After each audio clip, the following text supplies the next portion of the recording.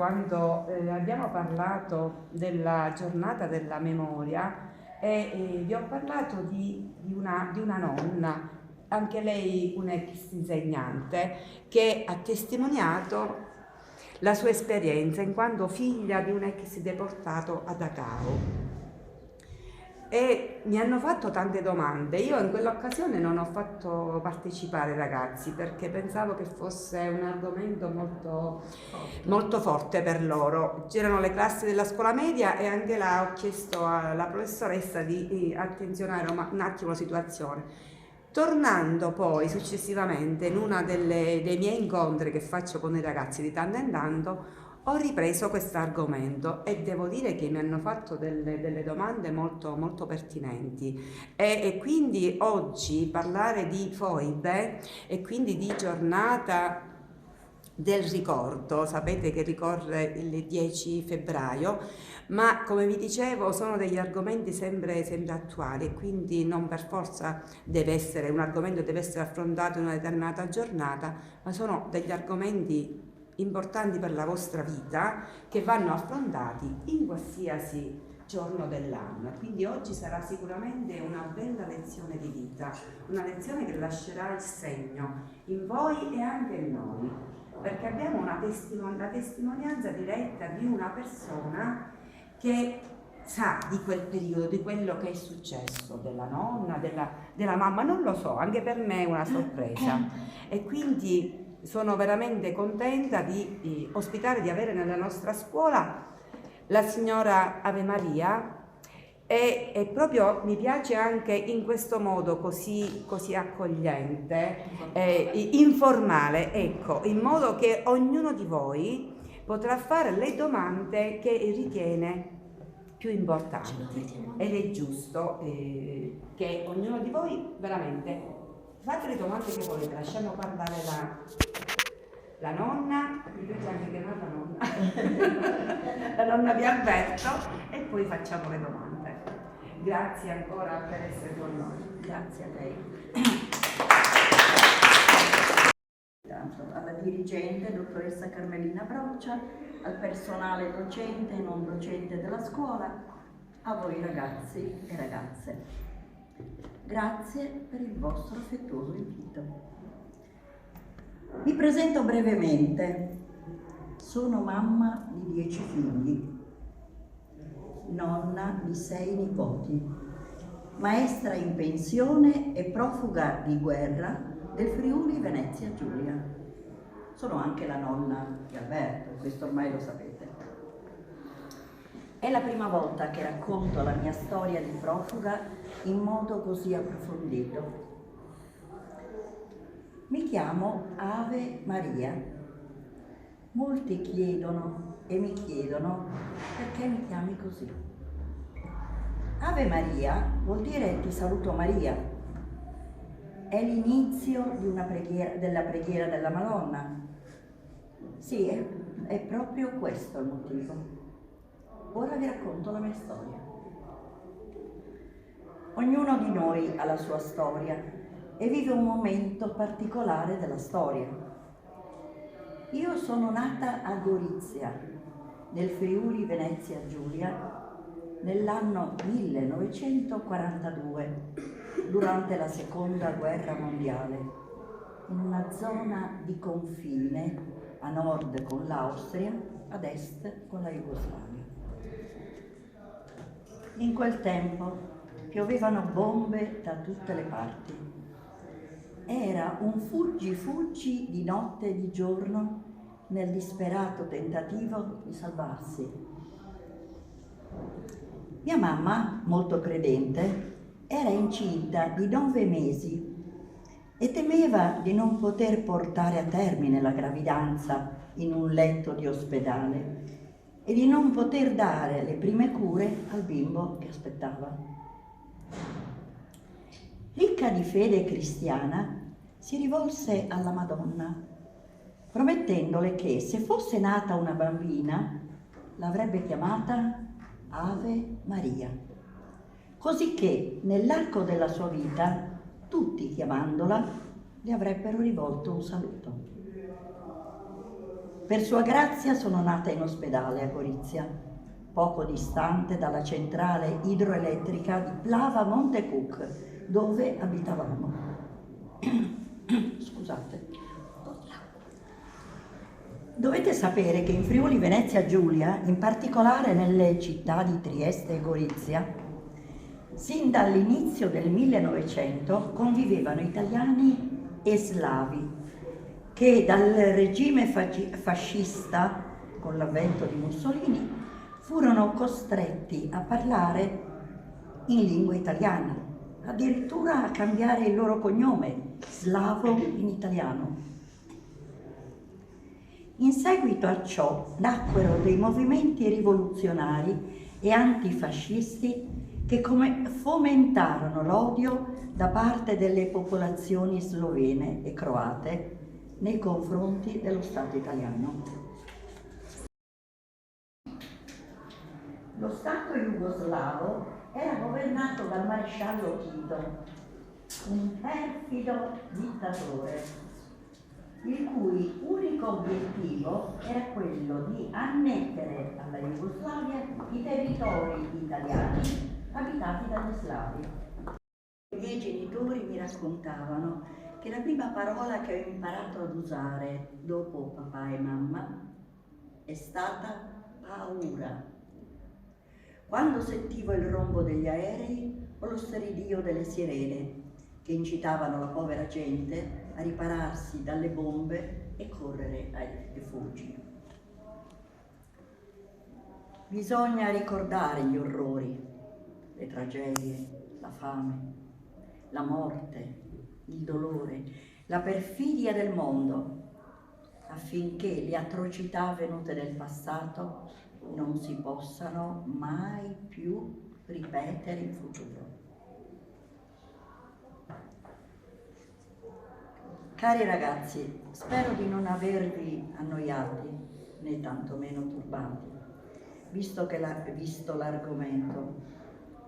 Spero piuttosto che questo mio racconto sia stato un momento di riflessione per tutti voi e che tornando a casa con qualcosa di più da raccontare ai vostri genitori e perché no, anche ai vostri figli in futuro.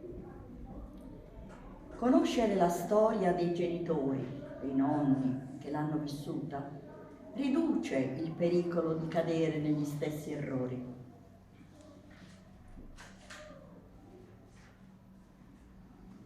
Un sentito ringraziamento alla dirigente, dottoressa Carmelina, alla professoressa Miliotto, alle insegnanti presenti, alle alunne, agli alunni che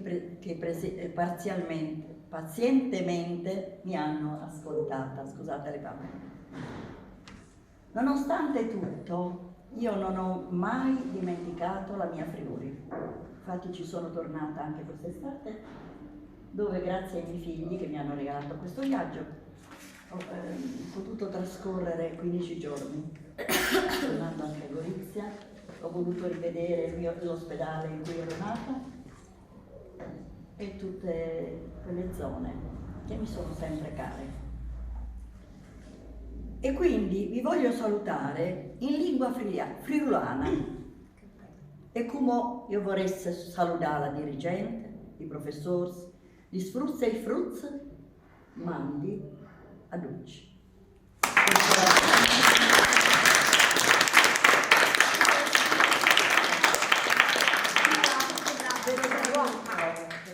Ve lo traduco. E adesso io voglio salutare la dirigente, i professori, le bambine e i bambini. Mandi saluti a tutti.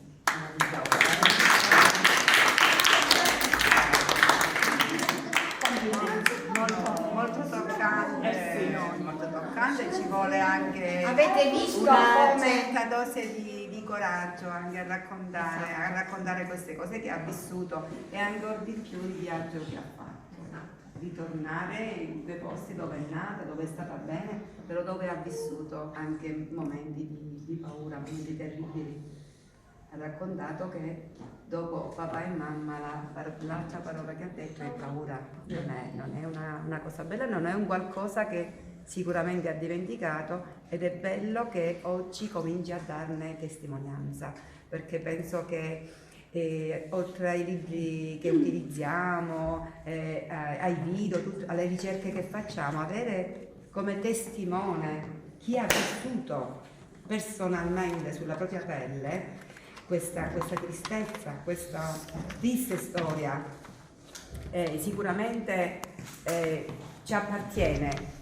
Ha detto delle cose bellissime, perché è una nonna e quindi ha il piacere di raccontarle ai nipoti. Voi stessi state ascoltando la sua storia e dovete essere voi a tramandare, a far conoscere questa storia. Non si deve perdere assolutamente, perché no, come vedete non è una storia, io non conoscevo la storia della signora Ave Maria. È una storia che non va persa, ci appartiene, ragazzi, è vicina a noi, la signora è qua con noi, cioè non sono cose che sono accadute in un passato molto lontano, che tanto andiamo a studiare, però non ci appartengono, non è così. Non è così assolutamente, quindi dobbiamo fare tesoro della sua esperienza, delle sue parole, perché queste atrocità non devono più ripetersi, perché è giusto portare avanti sempre quei valori. Dobbiamo crederci, ragazzi, il rispetto della persona, la solidarietà, la valorizzazione della diversità in tutti i sensi, e quindi si poteva benissimo stare assieme. Sì. Si poteva benissimo stare assieme, non era necessario tutto questo orrore, non è necessaria la guerra. Vedete come l'uomo così intelligente, però come va a perdersi e di che cosa è capace. Dobbiamo fare in modo, dovete fare in modo che queste cose non si ripetano. Quindi facciamo tesoro di questo, e voi stessi dovete essere, organizzeremo delle attività, voi stessi, a raccontare anche questa storia. Perché se ne è parlato successivamente, e poco, devo dire, ha ragione la signora, è da poco infatti che abbiamo anche la giornata del ricordo, invece se ne deve parlare, perché anche quella è una brutta pagina della storia che ci appartiene. I bambini avevano preparato forse qualche domanda. Avevo chiesto di portare qualche cosa che loro dovevano ricercare.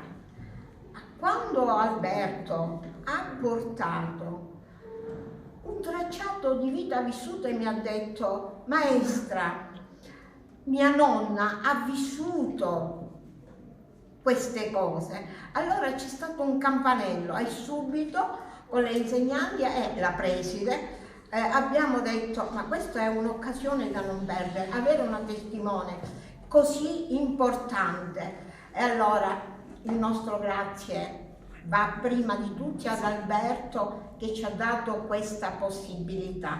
Non è da tutti poter cogliere questi momenti. Alla signora Ave Maria, che ha preso il suo tempo, essendo una signora in pensione, se ne poteva stare tranquilla a casa sua, invece ha dovuto mettere nero su bianco per poter ricordare ogni particolare.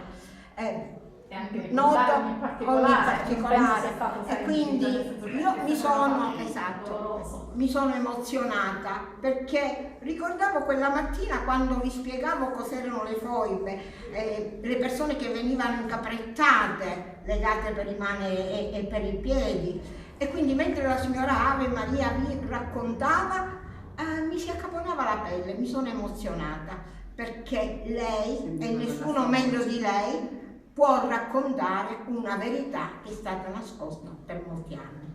Grazie, siete stati bravi, grazie Preside per questa occasione. Grazie. Siccome la storia ha bisogno dei documenti, vi ho portato il documento di profuga della Venezia Giulia. Questo è il documento.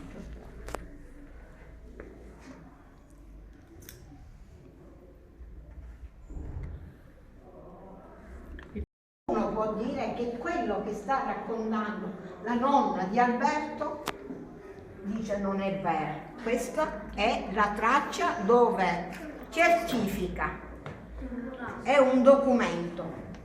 E un altro anno, in occasione della giornata del ricordo con la preside, abbiamo stabilito che preventivamente ci programmeremo, voi sarete in prima media, programmeremo, ci organizzeremo a fare dei filmati e sarete voi stessi i protagonisti, quelli che commenterete, quelli dopo che avrà parlato la nostra preziosa testimone. Ok? A che età ha attraversato quel periodo della sua vita? Scusami, a che età? Guarda, avevo 3 anni circa, 3-4 anni, quindi ero molto piccola. Però anche a quell'età si ricordano le luci, le ombre, i profumi. Ci sono cose che dormono dentro di noi, però basta un segnale, una sirena, un qualche cosa che fa tornare alla vita un ricordo assopito. Maestra, però io penso anche una cosa, che questi ricordi difficili sono difficili da scordare. Certo. Allora, non ho capito, non ho sentito. E questa esperienza è difficile da dimenticare sicuramente. È difficilissima. Vi dirò che questa paura mi è rimasta. Mi è rimasta questa paura. Inconsciamente forse. Nonostante fosse così piccola, riesce ancora, i ricordi sono magari ancora vivi come se fosse allora. Aveva altri fratelli? Sì, una sorella, però non era nata a quel tempo, è nata dopo. Quindi... Come è stata la tua esperienza da deportata? Ma io non sono stata scappata. È riuscita? Sono riuscita a fuggire da questa situazione perché fortunatamente mio papà e mia mamma sono stati avvertiti da alcuni slavi, brave persone. Avete visto però che Brave persone. non si accusano ci di sono- strave, li hanno avvisati. Sì, ci hanno avvisato e sono scappati. Dimmi. Quando sentivi le bombe, le urla delle persone, che sensazioni provavi? Intanto sensazione di paura sicuramente, sempre quella, una grande paura. Quali sono i suoi ricordi di questo vissuto? Allora, ricordi veri e propri non ne ho, a volte mi viene in mente e dico ma forse ho sognato, non lo so, però ricordo gruppi di soldati, qualcosa mi è rimasto, ma è molto... Era piccola? Ero troppo piccola e lo shock era abbastanza forte perché insomma una bambina sicuramente ne soffre di questa situazione. Quali sono stati i momenti più paurosi? Credo che il momento più pauroso, come dici tu, sia stato quando siamo scappati. Sicuramente ha lasciato la sua casa, le sue cose. Abbiamo lasciato tutto. E pensate che per arredare la casa, allora, i miei genitori avevano fatto tanti sacrifici, perché in tempo di guerra non è che si poteva andare in negozio a comprare quel che si voleva. Quindi c'era il Tanto sacrificio mancavano anche i soldi, penso, no? A livello economico, quindi andava a comprare l'essenziale, se te lo potevi permettere. Certo, l'essenziale, però anche lasciare quello e poi lasciare la tua casa. Esatto. È già tanto. Dai, anche tu. Quando durò questa guerra? Quando durò la seconda guerra mondiale? Questa guerra? La seconda guerra mondiale dal... No, la seconda guerra mondiale. Questo periodo. questo periodo. E questo periodo durò parecchio, 3-4 anni almeno. A parte il fatto che i titini avevano già iniziato a odiare gli italiani, anche ora prima Ma chi l'ha fermato? di questa esplosione, diciamo. Chi l'ha fermato? Quando Tito se n'è andato, si sono fermate le cose. Si arriva un trattato poi, quindi sì. alcune cose sono rimaste in Italia, altre no. E quindi si finisce la guerra, però con tutto quello che ha comportato.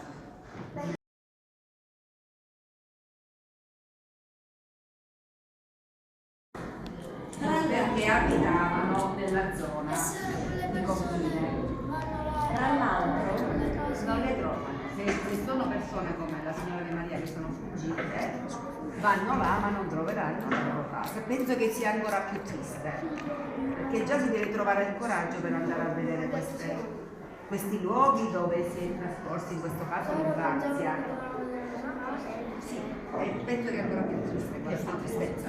Sì, è come se ti mancasse qualcosa di te, Questo è, l'hanno tolta. Ma questo questo, comunque... guarda, è una riflessione così importante, questa che hai detto tu, Preside, è una riflessione così importante. Perché è come andare a vedere quando si va ad Auschwitz, no? Che vai a vedere Cioè, le colpe, determinati le colpe, posti, le colpe. e come ci suggerisce la senatrice Liliana Segre, un giorno di digiuno e poi entri, non è una gita come le altre, hai ragione, perché devi cercare di vivere, di capire, altrimenti meglio non andarci, non ha senso.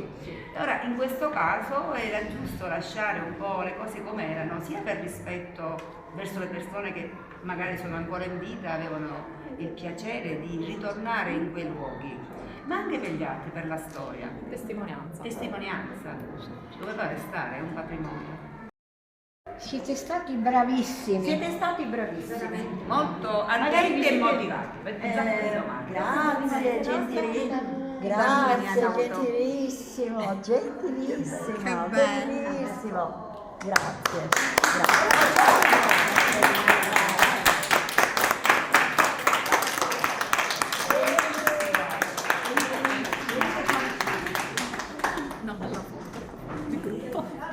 Forse vi ho fatto fare un po' la bocca amara, no? Con queste notizie. Come vi sentite? Come vi sentite? Più ricchi. Maestra, io un poco colpito. Ti ho colpito, amore. E allora ci facciamo la bocca dolce, dai. E comincia dalla dirigente. Ma lo posso mangiare? Certo che lo può mangiare. Grazie, Gioia, grazie. Vuoi bene?